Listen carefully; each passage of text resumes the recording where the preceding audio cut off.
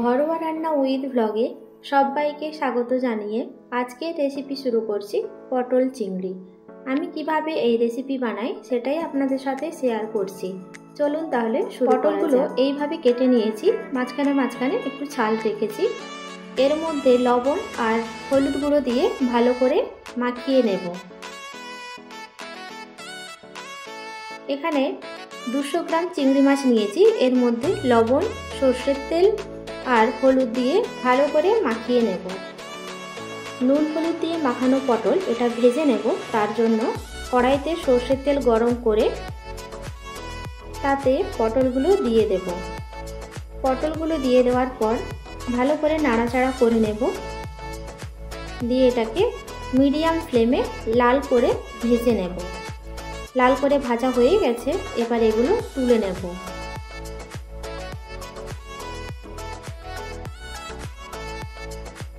ওই তেলের মধ্যে আলুর টুকরোগুলো দিয়ে দেব।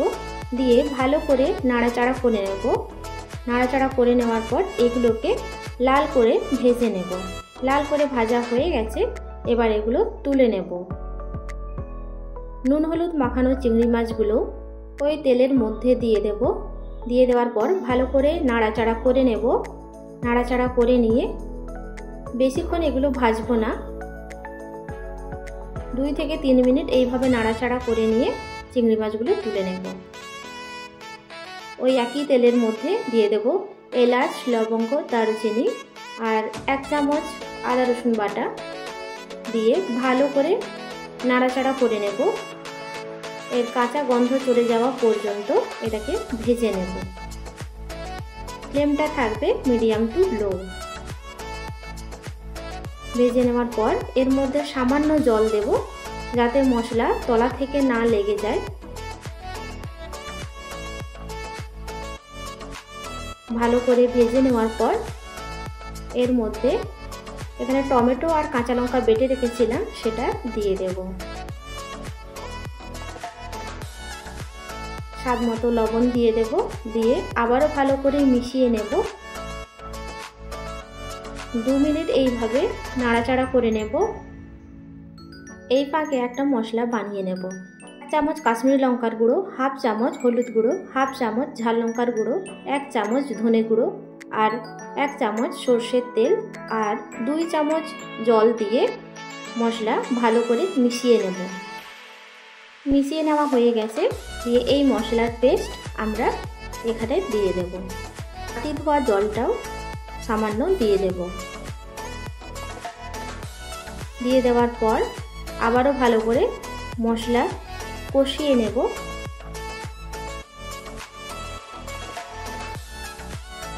মশলা কষানো হয়ে গেলে এর মধ্যে আগে থেকেই পেঁয়াজ ভেজে বেটে রেখেছিলাম, সেটা দিয়ে দেব। দিয়ে দেওয়ার পর মশলার সাথে পেঁয়াজ ভালো করে মিশিয়ে নেব। ভালো করে মিশিয়ে নেওয়ার পর এর মধ্যে 2 চামচ টক দই দিয়ে দেব। টক দই যখন দেব সেই সময় ফ্লেমটা লো রাখতে হবে। মশলার সাথে টক দই ভালো করে মিশিয়ে নেব। ভালো করে মেশানো হয়ে গেলে এর মধ্যে ভেজে রাখা পটল আর আলু দিয়ে দেব। দিয়ে মশলার সাথে পটল আর আলু মিশিয়ে নেব। 2 থেকে 3 মিনিট ভালো করে কষিয়ে নেব।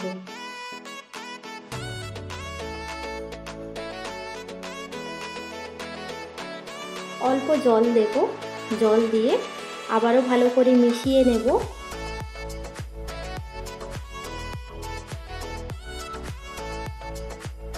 ভালো করে মিশিয়ে নিয়ে এর মধ্যে পরিমাণ মতো উষ্ণ গরম জল দেব। উষ্ণ গরম জল দিয়ে দেওয়ার পর আবারও ভালো করে মিশিয়ে নেব।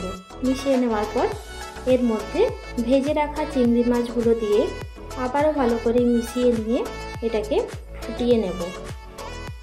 এখানে 4 মগজ আর কাজু বেটে রেখেছিলাম, সেটা দিয়ে দেব। দিয়ে আবারও ভালো করে মিশিয়ে নেব। মিশিয়ে নেওয়ার পর 3 থেকে 4 মিনিট ফুটিয়ে নেব। পটল যেহেতু আগে থেকে ভাজা রয়েছে আর আলু সেদ্ধ করে দিয়েছি, সেই জন্য আর এখানে ঢাকা দিলাম না। এর মধ্যে কসৌরি মেথি দিয়ে দেব। কসৌরি মেথি 2 হাত দিয়ে এইভাবে দলে দিয়ে দেব। দিয়ে দেওয়ার পর আবারও ভালো করে মিশিয়ে নেব। মিশিয়ে নিয়ে এটাকেও 2 মিনিট ফুটিয়ে নেব।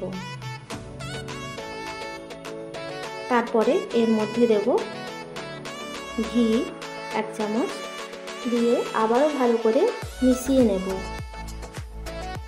মিশিয়ে নিয়ে গ্যাসের ফ্লেম অফ করে দেব। রেডি হয়ে গেল পটল চিংড়ি।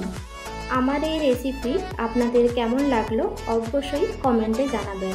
আজ তাহলে এই পর্যন্ত, দেখা হবে নতুন একটা রেসিপি নিয়ে। সবাই ভালো থাকবেন, সুস্থ থাকবেন।